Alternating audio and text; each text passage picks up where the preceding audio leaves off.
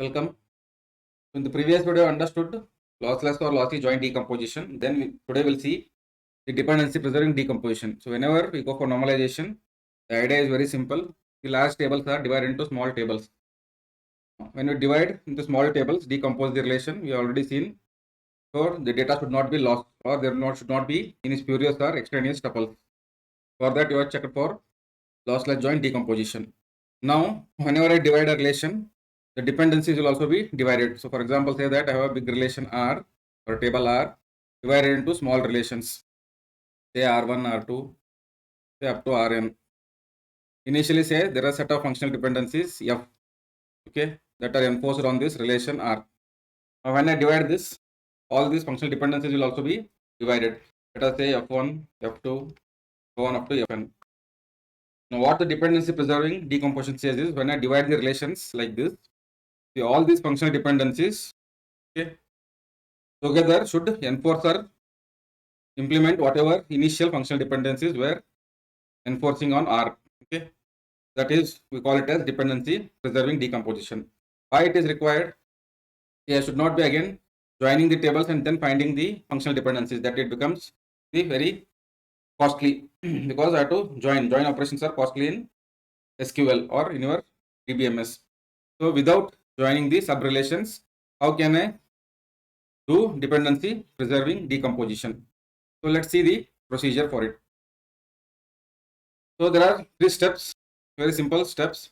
In the first step, what is that we do is you find all functional dependencies that hold within each individual subrelation. So this is the first step, is the trickiest and important step. Okay. So for the subrelations, that is the divided relations R1, R2 up to Rn, you find out their functional dependencies, what functional dependencies they enforce for that particular relation Ri, that is R1, R2, like that. So find out F1, F2, F3 for small relations. Then you take the union of all those in step 2. Combine all the FDs. Now you test by taking the closure. By taking the closure in the third test, find out whether all the unions of this F dash is equivalent to the initial functional dependency for the bigger relation R. Okay. So let us take an example. You'll understand in a better way. So the given relation R with attributes A, B, C, D and initial functional dependencies F. Now they are saying decompose R into two relations R1 and R2, A, B, C and C, D. Is this decomposition dependency preserving? So first, step 1. Okay, this is where you apply our all Armstrong's inference rules. So there are two relations here. Let us see for R1. R1 contains 3 attributes A, B, C. You determine the functional dependency for R1 only. Yep. So name it as F1. F1 equal to, so what are the functional dependencies in the original functional dependency F? You find out using Armstrong axioms, okay, or inference rules, and determine using A, B, C which all functional dependencies can be enforced. So I have A, so A determines B will be there, A determines C will be there. Now C determines D is in the original relation, but here there is no attribute D. Okay, no attribute D. So can I further get more functional dependencies using these two? So A determines B, there is no B determines any other function attribute. So only 2 are possible. So this step is very important. Okay. So whatever you get here is very important because the final result depends on this one only, F1, F2, like that. So similarly for R2, you have 2 attributes C and D. F2, what it contains, is there any functional dependency in the F original functional dependency that starts with C or D? So it starts C determines D. This can be achieved. I cannot achieve A, B or AC because there is no A, B here attributes in R2. Now, can it infer any other functional dependencies? So C determines only D and then D does not determine any attribute. So only one functional dependency is possible here. Now, the next steps are very simple. Take the union. Let us call F dash the set of functional dependencies is the union of the above functional dependencies for relation R1 and R2. So union of this will be A determines B, A determines C and C determines D. Now step 3 is you find out closure of A and C. Okay, all the functional dependencies in the original using this F dash. Okay, so what is that I'm saying is here A and C. To find out the closure of that, A closure is equal to what? Using this set of functional dependencies, F dash, not this one. So A closure is A determines B here. A determines C and C determines D. All A, B, C, D are there. So can I infer this A determines B? See, original, write it again here. F is equal to A determine B, A determines C, C determines D. See, what is dependency preserving means what?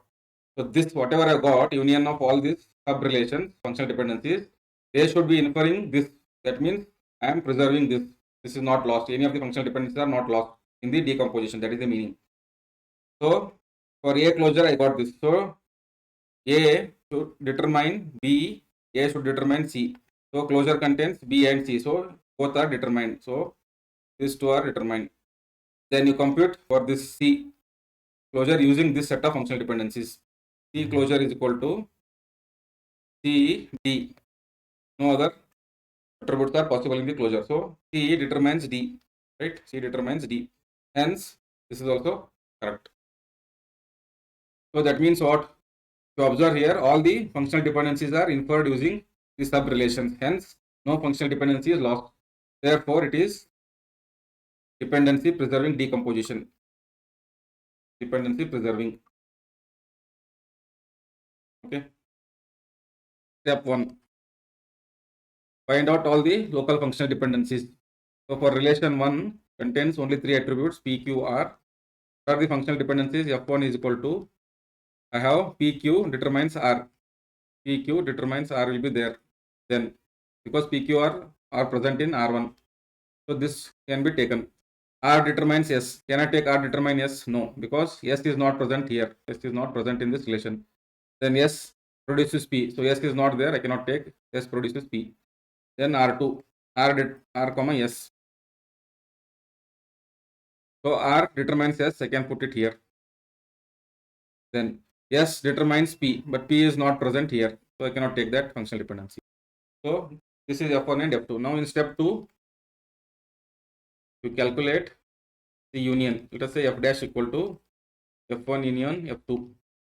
So that will be PQ determines R, comma, R determines S. Now you take the attribute closure. So from take these values and then using this set of functional dependencies, you find out the closure. So PQ closure is equal to PQ produces R and then R determines S. Okay, so PQ infers R, okay, determines R. So this is retained. Next, R closure. R closure contains from this R and S only. So R determines S. Okay, this is also contained. Now S closure. S closure using this set of functional dependencies. So it will be only S. Right? So S does not imply P. So this is lost in the decomposition as R1, R2. S determines P. The functional dependency is lost. So hence it is not dependency preserving. Next. Again, apply same step. Step 1. Step 1 is the important thing. Here I have divided into R, A, B, C. Here functional dependency is F1 plus A. So A determines B will be included. Then B determines C can also be included because B and C are present in this relation. C determines D is not possible because D is not present here. Then D determines E, D and E are not present, only A, B and B, C. R2 contains C, D, E. So F2 locally will have C determines D, that will be possible. D determines E is also possible. Now, is there any other attribute, any other functional dependency possible? No. A, B, B, C are not possible because C determines D and E. So only these two. Next step, take the union. F dash is equal to F1 union F2. That is A determines B, B determines C, C determines D, and D determines E. Now in step 3, you take the closure of the original functional dependencies. So A closure equal to, using these functional dependencies, A, B, C, D, and E. Now A determines B because B is present. Then, so this is there, it is preserved. Next, B closure equal to, using this set of functional dependencies, B, C, D, E. B determines C. Okay, so this is also preserved. Next, C closure is equal to C, D, E. C determines D is possible, so this is also preserved. Next, D closure equal to D, E. So D determines E is possible, so this is also preserved. Hence, it is dependency preserving because all the dependencies are enforced as in the original functional dependencies. Next, the given three sub relations now. So be careful. Step 1. Here R1 contains only two attributes A, B. Let us say F1 contains A determines B. B determines C is not possible because C is not there. C, D, E are also not possible. R2 contains B, C, D. F2 will contain B determines C, C determines D, D determines E is not possible, and A determines B is also not possible because A and E are not present.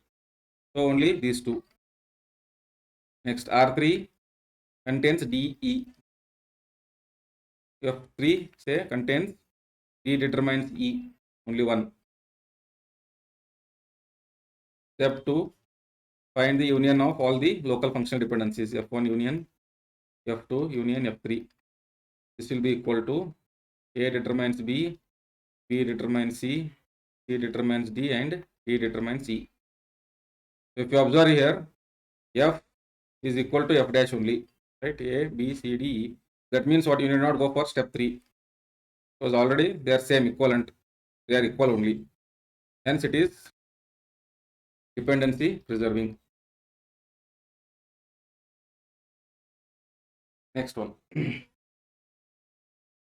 Step 1, find out using the inference rules. So be careful here. We'll see in this example how we may miss some functional dependency in step 1. It's an example for that. So let us do it carefully.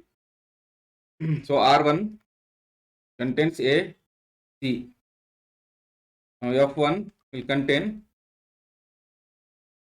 A determines B is not possible. B determines C is not possible. C determines D is also not possible because C, D is not there. E determines A not possible. So you will write empty. No. See, apply the axioms here. Okay, transitivity is there, right? A determines B, B determines C means A determines C. That is inferred. That is how you have to check. That's why I told in step 1, you have to apply all the possible axioms, Armstrong's axioms or inference rules. So A determines C is always possible because A determines B, B determines C means A determines C. Now, it is there. Now you check again. Is there any other thing possible? If you observe here, A determines B, B determines C, C determines D, then D determines A. So what exactly this means? And then A determines B. So it is chain of transitivity going on here. So you can write C also determines A, right? C determines D and then D determines A. Means what? C determines A. A, C, both are attributes are present here. So I told you step 1, be very careful. If you miss one of the functional dependency here, then you will get the wrong result. Now for R2, B, D. F2 will contain what? See, B, D, there is no direct functional dependency. B determines C and then C determines D implies B determines D. Okay.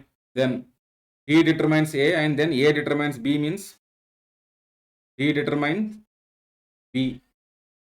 D also determines C here, but C is not present here, right? So that's what you have to check. So these are the two functional dependencies locally. Now you take the union. Next step is simple, all steps.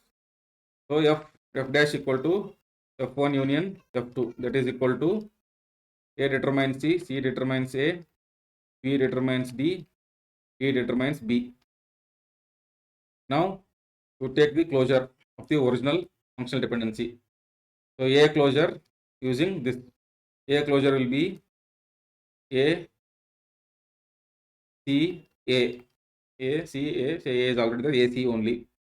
So, A determines C. Okay, but I want A determines B. So, that is not possible, right? Next, you take B closure. B closure contains what? Using this functional dependencies B, D, only two. So B determines D. B determines D is not there. Next, C closure produces CA. So here CD is not inferred, right? It produces only CA. Then D closure contains DB. So D here determines A, but here it is determining B. So none of the functional dependencies are inferred, all are lost. Hence, not dependency preserving. Okay, so an example where you may be tricked with this local functional dependencies. You have to apply Armstrong's axiom rules, whichever applies. Okay, transitivity, reflexivity, okay, decomposition, all those such things will be used here. So we'll solve many practice problem on that. There also we'll see some of these tricky problems. Thank you for watching. In the next video, we'll start with the concept of normal forms. First normal form and second normal form. Please like, subscribe and share.